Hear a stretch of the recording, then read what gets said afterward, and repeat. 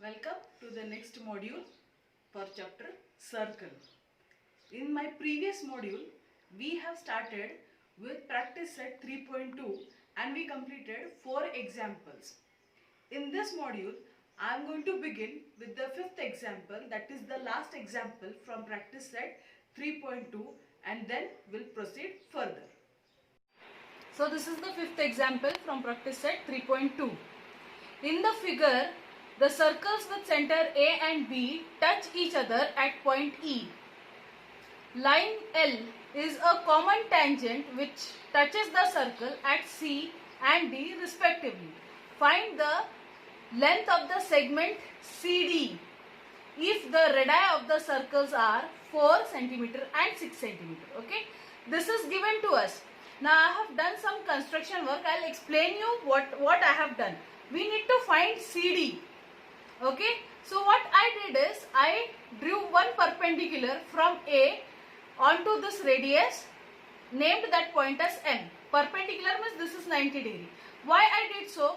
Because I just wanted a rectangle over here. See, this is 90 degree because radius to the tangent is perpendicular. Okay, so this is also 90, this is also 90. So I got one rectangle. So this remaining angle also will be 90 degree, right? Sum of all angles of a triangle is or a quadrilateral is 360. Okay, so the remaining angle is 90 degree. Now this becomes a rectangle. Now if this is rectangle, these opposite sides are congruent to each other. Now I need to find AM. Now how will I find this AM? See, now this is 90 degree which I have already got. Okay. Now I have drawn a perpendicular. Opposite angles of a rectangle are congruent. So this one DM will also become 4. Okay, the remaining will be 2. So I know that MB is 2. Okay. Now see here, AE is this point. AE is the radii of this circle. So this will also be 4. EB is again the radii of this radius of this circle. So this will be 6. So total AB will be 10. See, this is 10. This is 2. So can't I find this? It's a right angle triangle. So I can apply Pythagoras here. I can find this. Once I get AM, I'll get CD. Okay. So I hope you have understood this explanation. Let us put it down how to write it. Okay.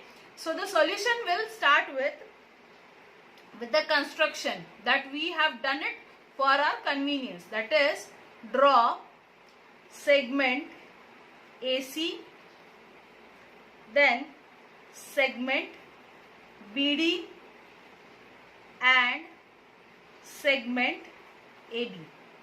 Okay, CA, BD and AC, AB. Now we'll talk about this perpendicular. Okay, that is, draw segment AM perpendicular to segment BD. And how it should be? Such that it should be that M is in between B and D.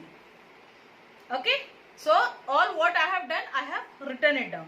So now let us start with the solution. The first one is that I know that E lies this point. This is very important to mention, that E lies in between A and B, because I am going to make use of it afterwards. So this reasons will be theorem of touching circles, which we have already seen this. What is called as touching circles. Okay. So this is one important point. Okay. Now let us write down the measures given to us. This one AC is given, radii, and it will be equal to AE because they are radii of the same circle. What it will be? 4 cm. Okay. Same way for this thing. BD will be equal to BE will be equal to 6 cm. Okay. Reasons for both will be radii of same circle. Okay, radii of same circle. So this is 90 degrees. So let us mention that angle ACD is equal to angle BDC. Both are 90 degree. Why? Because of tangent theorem. Okay. Now let us see this quadrilateral. In quadrilateral AMDC, what do we have? we have sum of all angles of a quadrilateral. We know. Okay, so we'll just mention it. Angle ACD plus angle CDM plus angle AMD plus angle CAM will be equal to 360 degree. Why? Sum of all angles of a quadrilateral. Okay, so rest all are 90 degree. Let's substitute this. 90 degree plus 90 degree plus 90 degree, and what do we don't have is angle CAM. CAM is equal to 360 degree. Okay, so this will be 270 degree plus angle CAM is equal to 360 degree. You can directly write that angle CAM is equal to 90 degree. It is understood that you all are in 10th standard now, so it is understood how you do calculation. So you can write directly. Okay. So from this we can conclude that quadrilateral AMDC is a rectangle.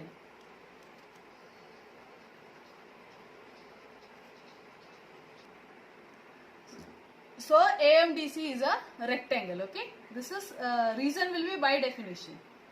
Okay, by definition. Now we know that DM is equal to AC, that is equal to 4 centimeter. What will be the reason? Opposite sides of rectangle are equal. Okay, this will be the reason. So now I know that BM plus MD is equal to my BD. BM plus MD is equals to BD.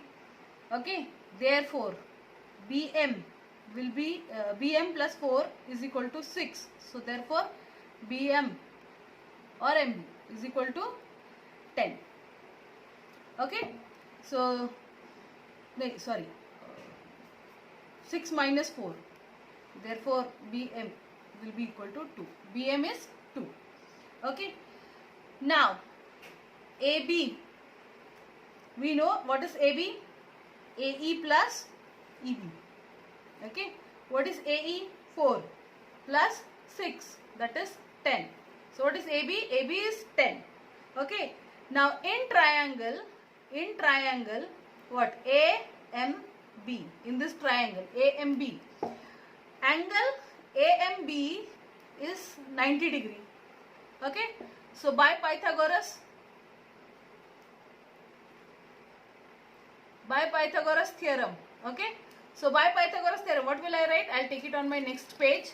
What I'll write? Hypotenuse, that is AB square is equal to AM square plus BM square. I'll write like this. I'll write on the next page. That is AB square will be equal to AM square plus BM square. Okay, now AB square we know, that is 10 square is equal to AM square is what we are supposed to find, plus BM square will be equal to 2 square. This is 100 is equal to AM square plus 4. Okay, so what will be AM square? AM square will be equal to 100 minus 4. What is 100 minus 4? It is 96. But AM will be equal to under root of 96. Now 96 can be written as 16 into 6. Okay, so therefore AM will be equal to 4 root 6. Okay, so reason will be taking square root on both the sides.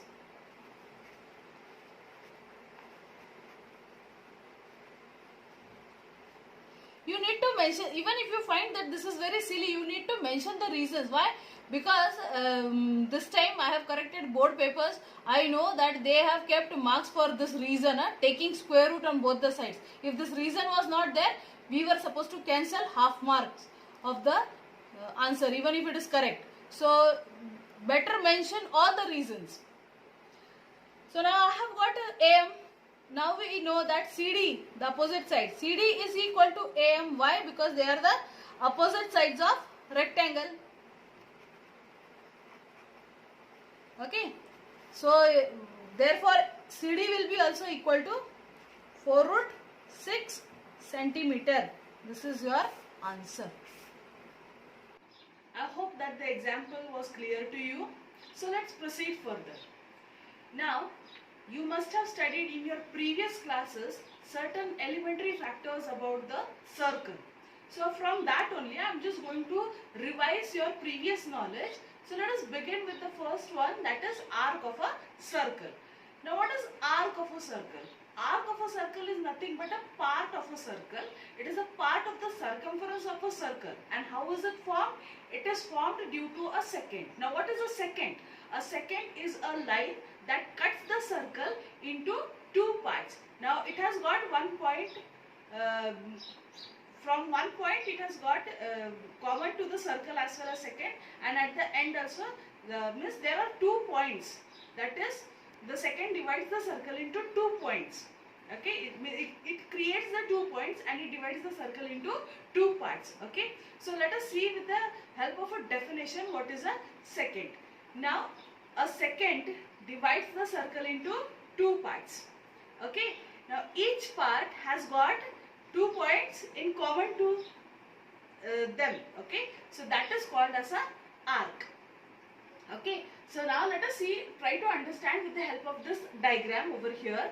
What you can see is the circle with center O. There is a secant L. Okay, and it has created 2 points. It has intersected the circle in 2 points, that is A and B. Okay, so now 2 arcs are formed. See, you can see the circumference of the circle is divided into 2. The points are like AXB and AYB. So these are the 2 arcs of the circle. Okay, so in this diagram we can see that the secant L has divided the circle into 2 parts. AXB is one arc and AYB is the second arc created due to this secant. What if the secant passed through the center of the circle? Okay, it is also going to divide the circle into 2 parts, but the parts will be equal. Those parts are called as semicircle. So let us see this, that if the secant passes through the center of the circle, then it divides the circle in its semicircular regions. Okay, so 2 semicircular regions are formed. So let us see with the help of the diagram. This line secant is passing through the center of the circle with O. Okay, center is O, and intersecting points are P and Q. So this segment PQ is called the diameter of the circle. Okay, it is passing through the center of the circle. So what can we say? In this figure we can see that secant L is passing through the center of the circle O. It is intersecting in 2 points P and Q, and therefore the 2 arcs formed, that is PRQ and PSQ. These are the 2 arcs formed, but they are semicircular arcs. Okay, let us see the next topic, that is naming an arc. Okay, how do you name an arc? You know how to name a triangle, you know how to name an angle. Okay, so when you name a triangle, of course you name it like triangle ABC. You take all the 3 vertices. Okay, when you name an angle, whichever angle about you want to talk about. Okay, like for example, if you want to talk about angle A, okay, in triangle ABC, so how will you talk? Angle BAC or CAB, means the angle you want to talk about is in the center when you are writing in 3 letters, right? If you don't want to mention in 3 letters, and generally you don't use it single letter, but if required, if you want to mention, you just write angle A, right? Same way, how you name an arc? You name an arc with its 3 letters. Okay, in certain cases we use 2 letters if required, or if you don't have sufficient enough of points to name it or something like that. Okay, so at that time you use 2 letters, but in general the name of an arc is written in 3 letters. Like for example, in this diagram, so you can see a diagram. This is again a circle with center O. Okay. Now you can see here an arc that is AXB. Okay. So how am I saying? It is arc AXB. It is in 3 letters. Okay. Same way A by B. Okay. Now if I have to mention, or if I have to use only a small part, that is A by part, that is arc, so I can also write arc AY, because I require only that much part. Okay. If anywhere required, otherwise usually we write the name of an arc in 3 letters. Okay. Now let us see in this diagram. You can see that there is a second L, okay, which has cut the circle into 2 parts.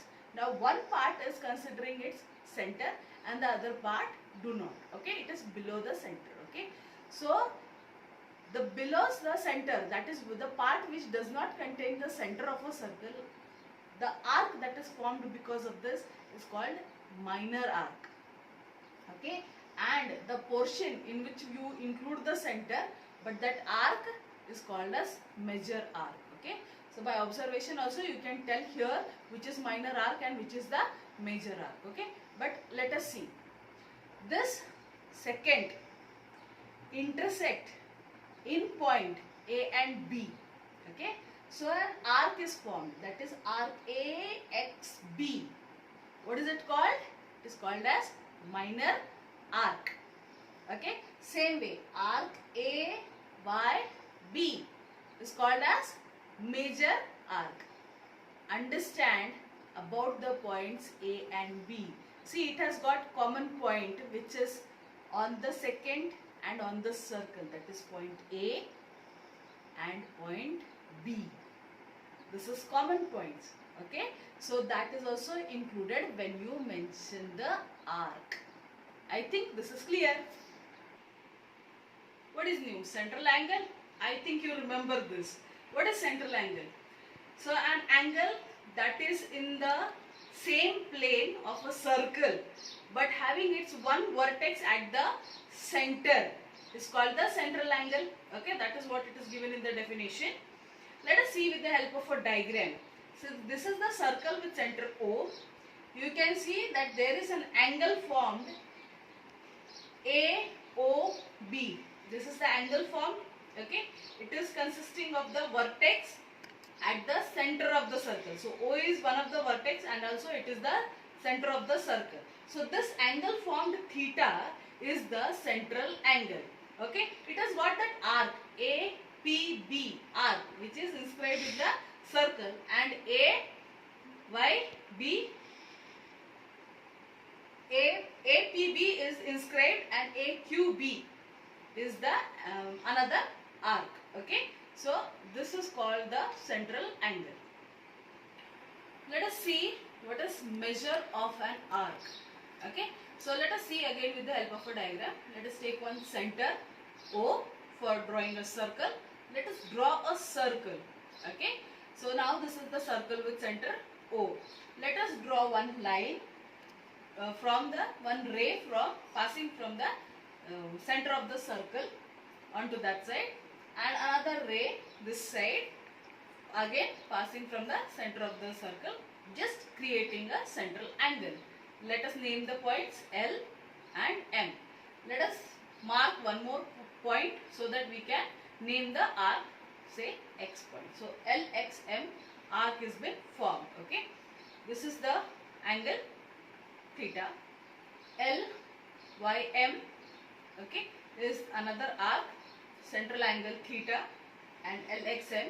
So everything is been created. Okay, now mathematically how we denote? See, M in bracket arc LXM is what we say in sentence as measure of arc LXM.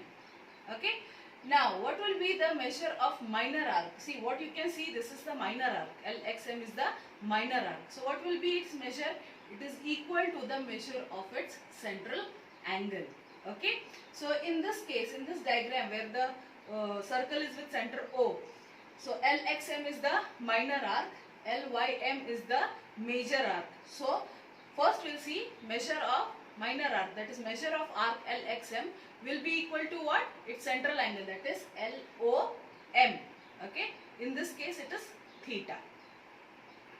Okay, again, what if you need to find measure of measure arc? Again, in this diagram, our measure arc is what? LYM is the measure arc. Okay, so how to find?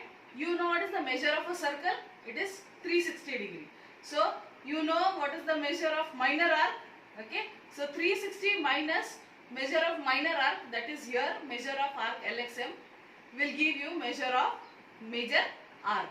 Okay, and what if the second has divided the circle into semicircular region, half the circle? What is the measure of half the circle or semicircular? It is 180. So both the arcs will be 180 degree. Next topic to recall is about congruence of arcs. You know this word congruence. Congruence means exactly equal to each other. Okay. So when do you say that the two arcs are congruent to each other? Okay. So let us see this. Two arcs of say different two circles are said to be congruent to each other if their measure is equal and their radii of the circles are equal. Okay. Then you say that the two arcs are congruent. Or else, in the same circle, if you have two arcs, their measure should be equal, then you say that the arcs are equal. Okay. For example, suppose if I have to say that arc PQ and arc EF, okay, arc PQ and arc EF are congruent to each other, so symbolically it is written as arc PQ congruent to arc EF. So now let us see the next theorem with respect to all this previous knowledge that we have gathered. Okay, here is the statement of the theorem. It says that the chords corresponding to the congruent areas of a circle or congruent circles are congruent. Okay, so let us see with the help of a diagram. We require a diagram since we are dealing with a circle. Here is a circle with center O. Now they are talking about the chords, so we have chord AB and chord CD. Okay, and arcs, since we have studied arcs, so we have arc APB and arc CQD. Okay, so this is what it is given to us. Okay, so we have done with the diagram. Let us write down what is given to us. Given first is circle with center O, and what is given to us? Congruent arcs. Okay, so APB, arc APB is congruent to arc CQD. This is given to us. Okay, what are we supposed to prove? We are supposed to prove that the chords are congruent. So which are our chords? Chord AB is congruent to chord CD. This is what we are supposed to prove. Okay, so we require a small construction over here. Since we are taking the basics of all triangles and all those things, triangles showing similar, congruent to each other by tests and all those things. So we are also going to use the same knowledge. So we will have a small construction of joining OA, OB, OC and OD. I have taken diagram on this slide also so that you all are able to understand what am I explaining. So let us start with this proof. Okay. Now when we begin with this proof, see, if I take this measure of arc APB, okay, it's a minor arc. What will be its measure? Will be equal to the angle, that is AOB. Okay, so this is why, because of the definition of minor arc, measure of minor arc. Okay, let this name it as 1.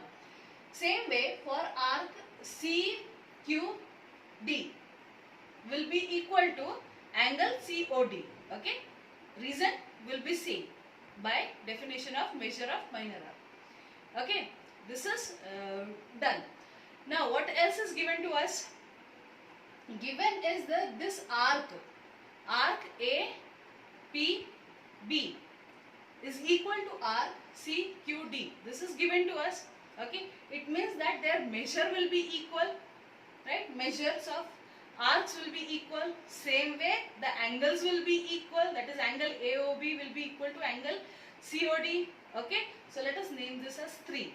Now we have got two triangles. Okay, so let us consider triangles AOB and triangle COD. Why I did so? Because I need one property and I took one angle. Okay, rest is very clear to you. See, side, that is segment OA is congruent to segment OC. Why? Because it is the radii of the same circle. Now from this 3 point, what we can see that angle AOB is congruent to angle COD. Okay, so that is from third we have already proved.